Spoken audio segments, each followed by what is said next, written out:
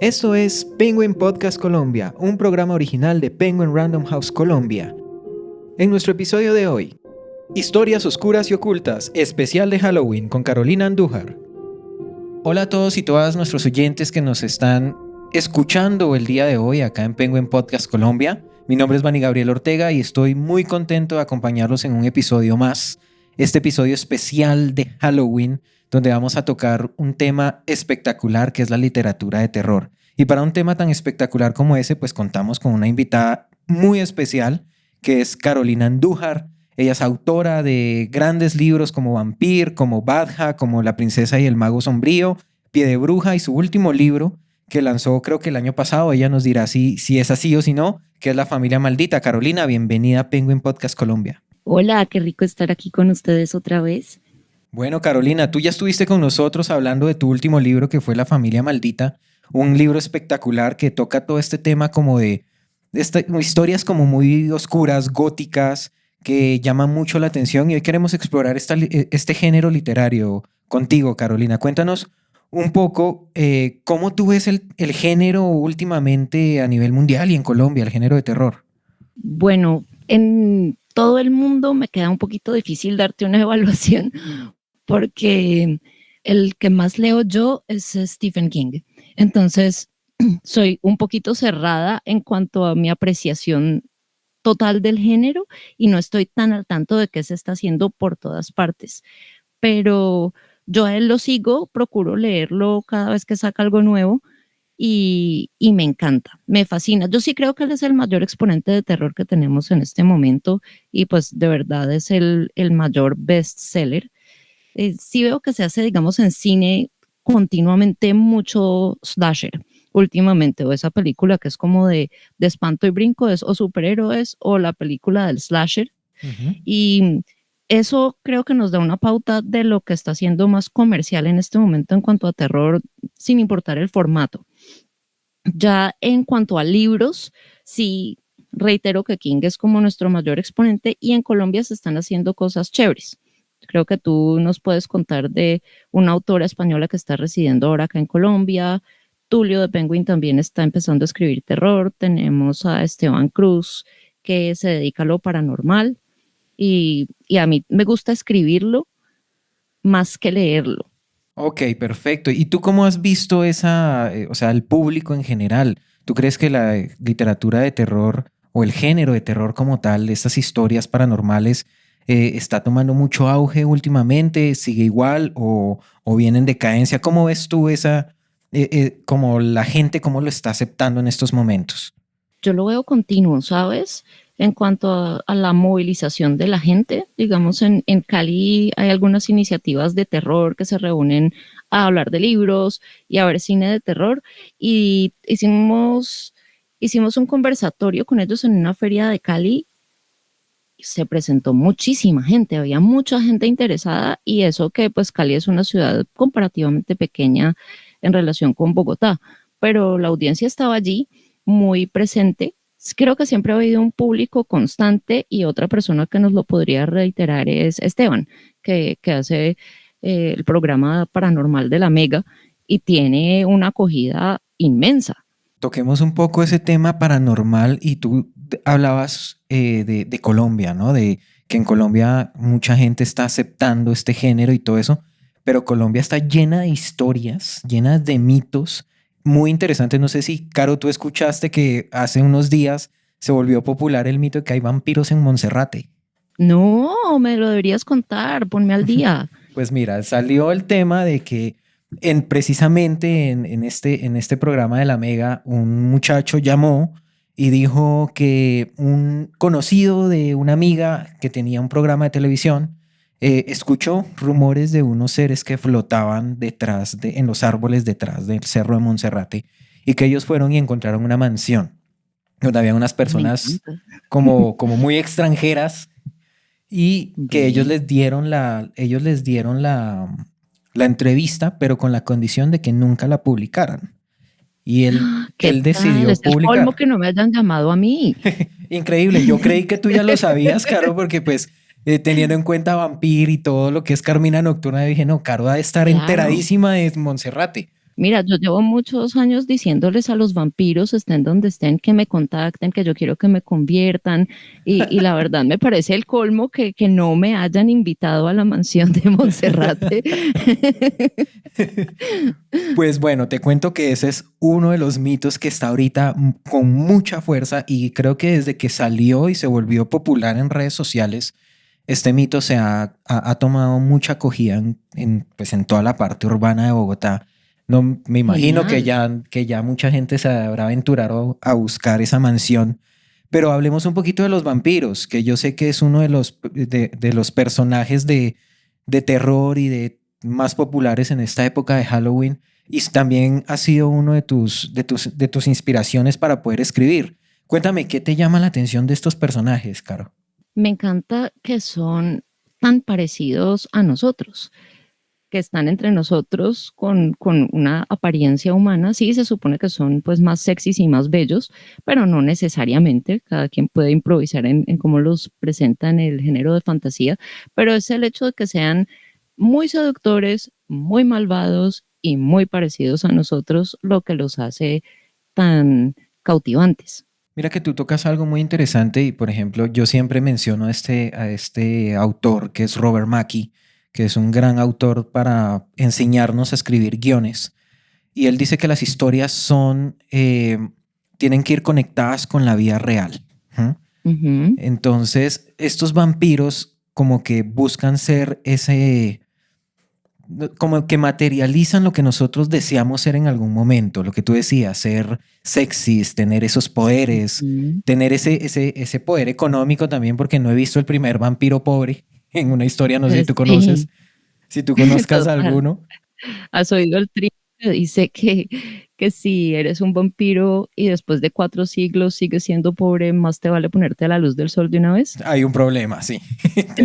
Tenemos un problema grave. Pero entonces son metáforas de la vida, ¿no? Entonces nosotros buscamos como esa excelencia, esa perfección que hay entre ellos, poder ver, poder oír de mejor manera, eh, Sí, todo eso y también ese estilo gótico, ¿no? Ese estilo de moda también que influye muchísimo.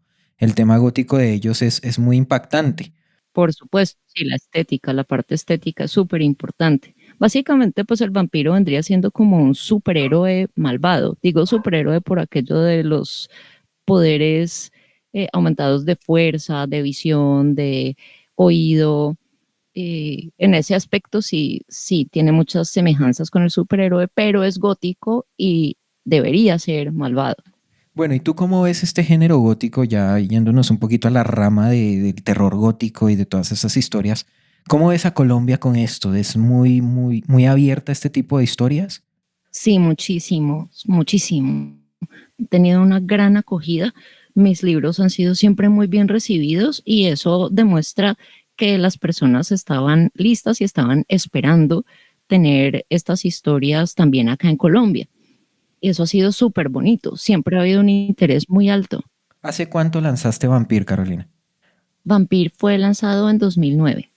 ¿Y cómo fue esa primera acogida de Vampir? Yo me acuerdo muy bien que cuando lo lanzaste, mucha gente fue un bestseller, ¿no? O sea, fue éxito en Sí, ventas. de ¿Y hecho, Vampir sigue siendo un bestseller. Eso es genial. eso te llevó a escribir Carmina Nocturna, los demás libros? No, no tanto que Vampir tuviera esa acogida, eso sí, ya es más personal. Yo nunca sabía que iba a escribir los demás, sino que me daban ganas y veía que podía unirlo con el libro anterior y que funcionaba bien, y allí ya decidía unificarlo. Digamos, con el segundo lo unifiqué con el primero, el tercero con los dos anteriores y el cuarto también. El cuarto sí quería que hiciera parte de la serie antes de empezarlo a escribir, pero fue más espontáneo de mi parte, sobre todo porque me daba susto de que si me muero los lectores quedaran iniciados y no hubiera terminado la serie. Eso sería horrible. Entonces, cada libro es autoconclusivo y no fue por el éxito de Vampir que quise escribir los otros, pero sí fue por el éxito del segundo de Baida que yo supe que sí podía llamarme escritora. ¿Ves? Como que sí era algo a lo que podía dedicarme profesionalmente. Bueno, nosotros hemos visto que la literatura es una fuente principal de inspiración para la cinematografía. ¿Hay algunas propuestas o hay algún plan de Carolina para poder llevar Carmina Nocturna al mundo del séptimo arte? Sí, siempre, o sea, yo siempre he querido, los lectores siempre me han dicho qué delicia ver una serie, sobre todo ahora que hay tantas series y se usa menos la peli, Ujú. y sería perfecto para estas novelas porque son largas y permite ponerle todos los detalles y que se sienta eso que se llama el slow burn, o sea, Ujú. esa quema lenta que le llaman al desarrollo de la trama, que no sea todo resumido en Claro. una hora, sería espectacular. Ahora estoy con una agencia basada en Nueva York y pues espero que me ayuden en eso, que nos ayuden a mí, a los lectores, a llevar a los libros al cine, sea cine tele o cine del de antes, De pero película. ojalá pues fuera una producción muy bonita. Sí, eso sería como lo más importante, como que no se arruine la historia. Ahí está siempre la esperanza. Vamos a Eso. ver. Perfecto, no, yo también la estoy esperando porque pues Vampiro fue un libro que a mí en lo personal me enganchó, estuve ahí conectado, esos sustos que a uno le dan de que el vampiro va a atacar o cosas así, entonces Sí, me pareció increíble y pues uno como lector creo que se hace las imágenes en la cabeza, ¿no? sí, Y uno se crea la atmósfera. Yo creo que Carolina logra con su escritura hacer que nosotros como lectores tengamos no solo al personaje, sino a la atmósfera en general, ¿no? Cuéntame un poquito cómo es esa inspiración, Caro. O sea, por ejemplo, hablábamos ahorita de los vampiros en Monserrate, pero Colombia es un país lleno de historias de este tipo. ¿Hay alguna historia que te haya inspirado a ti para escribir alguno de estos libros o algún libro en futuro? sí, totalmente. A mí Drácula de Bram Stoker me marcó muchísimo, muchísimo. También Cumbres Borrascosas. Y ahora pues que hablabas de atmósfera, la atmósfera es súper importante en la literatura gótica y de vampiros. Entonces, así el libro que sea fuente de inspiración no sea de vampiros, el modo en que la autora maneja la atmósfera en el caso de Cumbres Borrascosas eh, ha sido una gran fuente de inspiración para mí, así como el Drácula de Stoker o Carmilla de J. Sheridan Le Fanu. Mira que tú hablabas de que, o sea, cómo estos autores que han sido tus influencias manejan la atmósfera y todo eso. Por ejemplo, con Cumbres Borrascosas. Y aquí me surgió una idea y es que el terror también es muy versátil, ¿no? El terror Sí, no solo toca temas de asustar a la gente. Cumbres Borrascosas también es considerada una novela romántica porque claro, toca es más que temas de todo amor. romántica. Ajá, toca temas de Sí, ella da amor. miedo, no es. No, exacto, pero sí tiene esa atmósfera gótica que a uno lo tiene enganchado, es espectacular.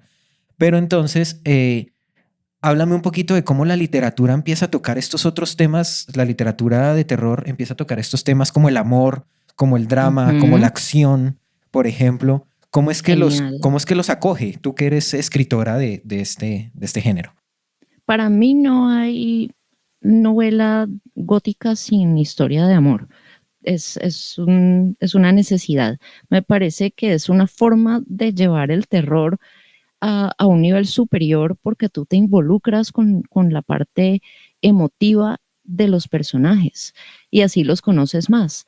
Y además, pues parte de la literatura gótica, uno de los pilares de la literatura gótica es el melodrama por excelencia. Y no digo la gótica contemporánea, sino la gótica clásica. Tiene que haber una historia de amor que parezca imposible y eso es parte esencial. ¿Ves? Tiene que haber personajes rebeldes, sobre todo la heroína mujer tiene que ser rebelde, el personaje masculino principal tiene que estar en apuros o tener una maldición encima. Y todos esos elementos construyen una historia muy rica que hace que el lector se involucre emocionalmente con la historia y esté abogando por estos personajes principales y que le dé, por ende, mucho más miedo cuando su amor y sus vidas se ven amenazados por el monstruo que también hace parte de la historia gótica. Hablemos de los personajes. Pues tú has creado unos personajes impresionantes en todos tus libros y como hablábamos y tocábamos anteriormente, las historias son metáforas de la vida y deben tocar como ese tema de la esencia humana, ¿no? Por eso es que tocan Sí, lo que tú dices, tocar el tema del amor, estos personajes que son tan complejos. ¿Cómo creas tú estos personajes? Voy a decir un nombre que espero, pues esto no es spoiler, pero por ejemplo, la chica Stroner, creo que es el apellido, Stroessner, Stroessner Susana, de sí, Susana, exacto.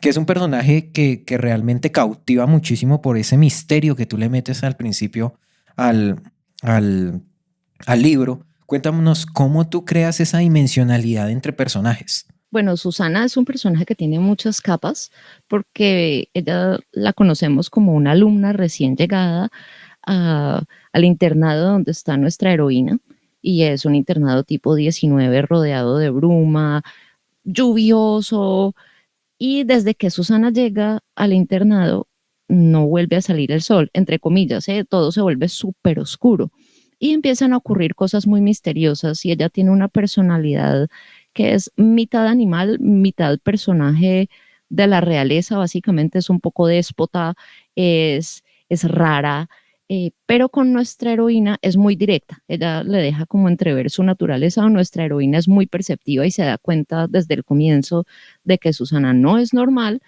y Susana se la tiene dedicada a Martina, que es nuestra narradora. Por algún motivo le cae súper mal, o porque se la pilló, o porque tiene algo, un motivo personal para odiarla. Esto se descubre más adelante en la trama. Entonces vamos descubriendo las múltiples capas de este personaje que es nuestra villana, que es súper cruel, pero también tiene un sentido del humor negro retinto que a mí me encanta. Para mí no hay villanos sin sentido del humor negro, y eso los hace más encantadores, porque aunque sean malvados y tú los odies y veas la capacidad de mal que tienen, también tienen ese lado humano que los hace magnéticos, más un vampiro. ¿Ves? Bueno, tú decías algo de odiarlos, pero a mí me pasó lo contrario. Yo amé a Ah, te Susana. encantó. Yo amé a Sí, Susana, o como sea, mucha sí. gente la adora. A mí me fascina Susana, pero claro, o sea, le hace unas cosas espantosas a gente muy buena Ujú. en la trama, y son tan absolutamente espantosas que dejarían traumatizada de por vida a cualquier persona, que muchos lectores sí la detestan, la Claro. odian. Claro, total. Hablemos un poco de cómo es crear estos tipos de personajes. ¿Qué tanto hay de la autora, por ejemplo, o de qué tanto meten los autores de este tipo de género a sus personajes, pero a modo de que la gente no vaya a decir, oiga, Carolina es así de cruel? Es malísima. Pues yo meto muchísimo de mí en los villanos, me parece imprescindible, muchísimo, y sin, digamos, la parte moral de los actos que cometen, que son tan espantosos, eh, para mí es como mi opuesto, y nuestros opuestos son parte de nosotros también, ¿ves? Las cosas que más rechazamos son parte intrínseca de quienes somos. Entonces les imprimo cosas mías que sí me gustan, que no son, digamos que no son tan políticamente correctas, como ese sentido del humor muy negro, o un pesimismo absoluto, o la forma de ver la muerte. Es una fascinación con la muerte Ujú. que, que ha hecho parte de mí desde que soy muy chiquita, y con la oscuridad, el amor por asustar. A mí me fascina asustar, me da una alegría cuando me dicen que tienen pesadillas con los libros. Entonces, eh, esas cosas que son parte de uno, que de pronto no le hacen daño a los demás en sí, pero que no son la bondad absoluta tampoco, en Ujú. absoluto. Hay que ponérselos al personaje para enriquecerlo, y de resto me llegan como muchas partes de los personajes. Ellos se empiezan a formar solos. Yo los empiezo a escuchar, los empiezo a ver, y cobran vida casi que ante mí, y los dejo ser. No me esfuerzo tanto en planearlos de una manera u otra, sino que ellos solos me van hablando y se van comunicando, y por suerte esa parte me ha sido fácil. Carolina, ¿qué futuro le ves al género de terror y a sus subgéneros en el futuro con la literatura y con el cine o el consumo de este tipo de historias en el público en general? Inmenso como siempre, inmenso. Yo este solo lo veo creciendo más.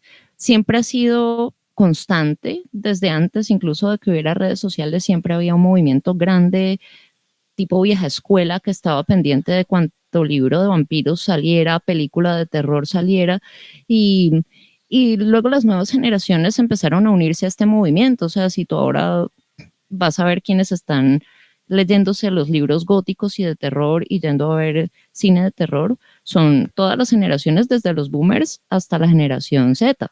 Entonces es muy bonito y como cada vez somos más en el planeta, pues va a haber más público. Y acá hay un interés muy, muy grande en este tipo de literatura. Y me gusta mucho que hay un interés muy grande en los autores nacionales que la producen. Entonces, no solamente ahora se está haciendo en el extranjero, sino también acá. Hay muchos escritores con ganas de escribir terror y con ganas de hablar de terror. Y bueno, acá tenemos una mitología riquísima. Acá en Colombia siempre se ha hablado de espantos, apariciones. Somos el público ideal porque también somos un país muy supersticioso, Ujú. increíblemente supersticioso. Entonces, hay un acercamiento muy personal y muy, voy a decir ingenuo, aunque no es la palabra en la que estoy pensando, sino natural. Un acercamiento muy natural al fenómeno paranormal y, y al miedo en sí. Pues, más allá de la guerra, el miedo a lo sobrenatural yo creo que es más profundo en los colombianos. Bueno, ¿y por qué crees, por ejemplo, que, bueno, en literatura sí se está explorando este género, pero en otros formatos como el podcast o el cine, aún no ha tomado fuerza en Colombia este género? Pues yo no sé si es falta de promoción, ¿sabes? No creo que no se esté haciendo en el podcast, si no lo he escuchado, excepto pues estos que hemos hecho contigo. Pero, a ver, Tulio, que hace podcasts de terror a cada rato, él tiene una buena acogida y Esteban Cruz también tiene una acogida enorme, pues aunque sea radio, yo creo que contaría como podcast. Ujú. Entonces, si los otros lo están haciendo y no han tenido una acogida tan grande, sí pensaría que es solo falta de promoción, pero no falta de impulso ni falta de audiencia. Creo que ambos están allí, el creador y la audiencia.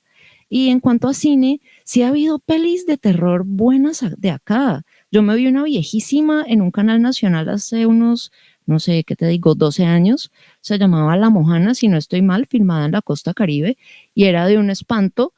Y qué película tan bien hecha, óyeme, yo me quedé con ganas de tenerla y no la he podido encontrar, pero acá sí se ha hecho cine de terror bueno. De hecho, Carlos Mayolo también hizo cine de terror. Mis papás fueron extras en esa película de él cuando estaban jovencitos. Se llamaba Carne de tu carne y era pues oscura, de terror y siempre hay un movimiento gótico tropical muy fuerte acá en Colombia y en Cali, que es digno de explorar para los fans. Yo creo que sí, estoy totalmente de acuerdo contigo en que ha habido falta de marketing y publicidad para este tipo de películas y también es falta de interés de muchos cineastas. Acá en Colombia hay una cuestión y es que se busca mucho la conceptualización en las historias, historias muy profundas, que es bonito, nos crean historias espectaculares, pero pienso que si nosotros empezáramos a explorar un poco más este género a nivel cinematográfico o audiovisual, Ujú. tendríamos una gran acogida porque lo vemos en la literatura, vemos tus libros, cómo los leen y tienes una gran cantidad de lectores.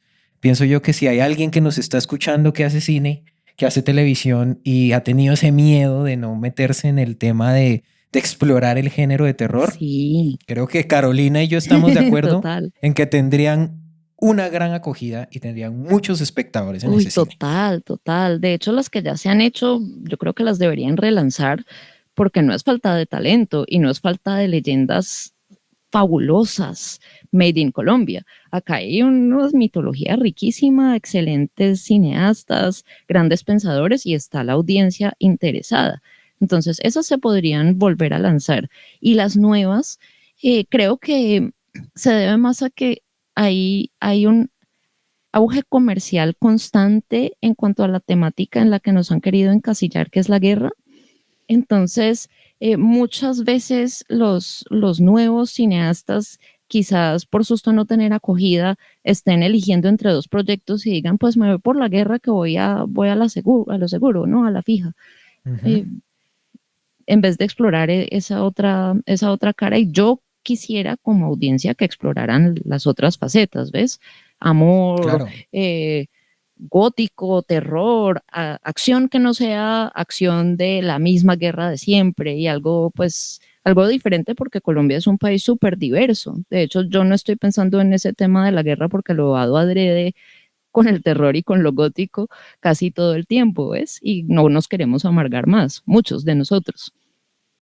Y creo que Colombia es una fuente de inspiración impresionante para eso. Tú mismo lo decías, tú Sí, misma lo decías. O sea, hay mitos, leyendas, historias, iniciando por la de los vampiros en Monserrate, que es es la así. última, La atmósfera está que es perfecta. Mira que no, no es que Colombia no se preste para una atmósfera vampírica y gótica, es dependiendo de dónde en Colombia estés. Yo les decía a los chicos que me leen que me quedaba un poco difícil a mí escribir una de vampiros en un setting colombiano, porque yo soy caleña y pues esto del vampiro del platanal a mí no me sonaba mucho, me iba un poquito en contra de la estética, pero si yo fuera bogotana y tuviera el entorno bogotano, de pronto me habría quedado mucho más fácil hacer una historia de vampiros en Bogotá. Yo he claro, preferido total. ponerlas en Europa, más que todo es porque me gusta el siglo XIX y se presta perfectamente para la estética, ¿ves? Entonces, siglo XIX europeo para mí ha sido más rico y más interesante que siglo XIX eh, latinoamericano. La- Sí, latino. sí, porque ya Ok. estaba más estructurada la civilización, la sociedad, y, y entonces me quedaba más fácil poner a viajar a los personajes, ya es como que te da más libertad creativa hacerlo en algo que tú conoces muy bien, y en mi caso lo conozco muy bien a través de mis libros favoritos, que son los del siglo XIX, que son mis mayores influencias. Pero creo y estoy convencida de que muchos autores podrían hacer unas grandes historias de vampiros y de espantos y de brujas y de demonios colombianas en un marco geográfico colombiano, incluso contemporáneo. Bueno, tú tocabas el tema de que te inspiraste mucho en Europa, ¿no? En la Sí, Europa del siglo XIX y todo eso, pero ¿hubo algo de acá de Colombia que te haya inspirado también y que hayas tomado para meterlo dentro de tus historias? sin duda, porque pues yo crecí acá en Colombia, crecí rodeada de historias de espantos y aparecidos y brujas y duendes y con mucho susto, ¿eh? No, no es que, o sea, a mí me encanta asustar, pero también me encanta que me asusten. Y yo Claro. disfrutaba muchísimo que me contaran esas historias. La cosa es que me enamoré de Drácula, la novela, estando todavía muy pequeña, y ese sí se volvió mi personaje gótico por excelencia, el vampiro. Me llegó al alma y al corazón y nunca se fue. Entonces yo elegí escribir de vampiros por eso, se volvió como una obsesión vitalicia, pero no significa que todo el modo en que a mí me narraron esas historias de aparecidos acá en Colombia y como el señor campesino me contaba que la bruja le interceptaba el camino cuando él estaba yendo al cementerio, no haya sido una influencia narrativa inmensa para mí, inmensa. Claro. Como la típica, creo que eso es de toda Latinoamérica, que uno ve el cerro y le dicen, sí, la punta de ese cerro, mi abuelo se peleó con el diablo allá. Ah, sí, No sé si a ti no has escuchado en algún lo he momento. escuchado, pero no me lo han contado como si fuera el abuelo del narrador, sino como leyenda urbana, bueno, campesina.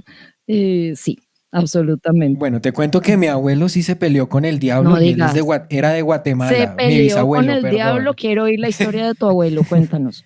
Pues no, tengo que buscarla bien porque mi abuela me la contó como, no, eso fue que iba en una trocha y se encontró en una piedra con el diablo y se agarraron y yo, uy, juepucha.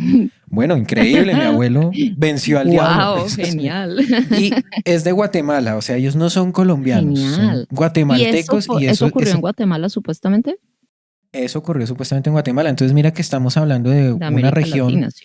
donde, de América Latina, donde el género de terror es parte de la vida diaria sin importar las edades. Total, mira que de hecho hablábamos de la leyenda del diablo que se aparece en una discoteca y saca a bailar a una muchacha y luego la muchacha aparece embarazada. Me imagino que la has escuchado.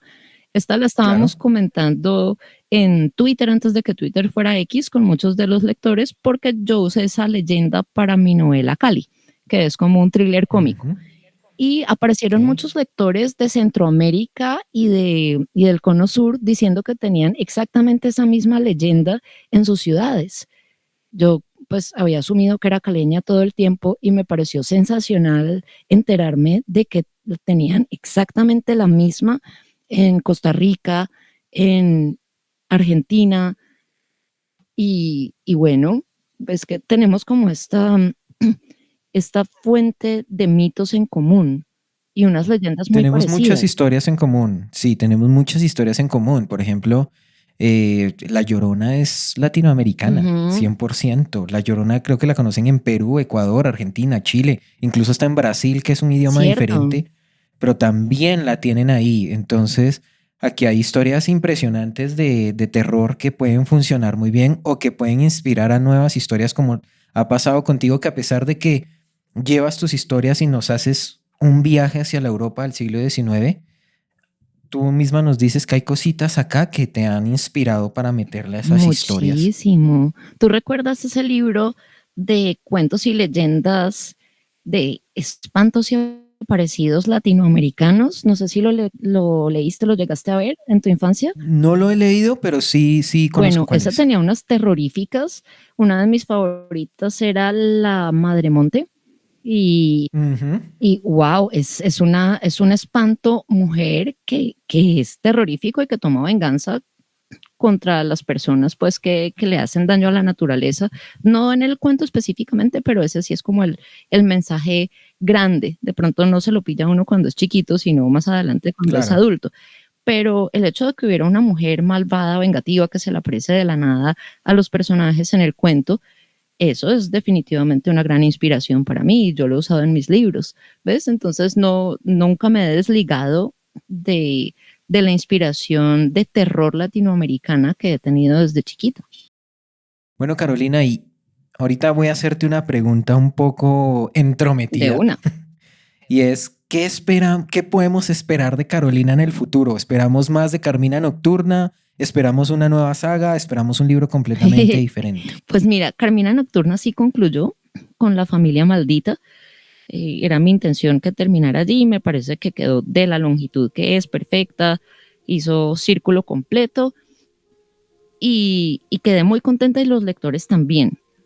Esa ya es una saga entera que se pueden leer todos sin miedo a que yo me vaya a morir y que quedaron iniciados. Entonces, es gran fuente de tranquilidad para mí.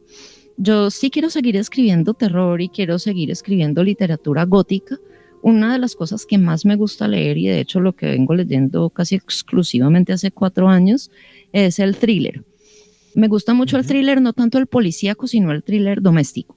Cuando Ok. hay un asesinato en familia, cuando entre amigos, en el barrio, me parece que es una forma de terror más realista, simplemente.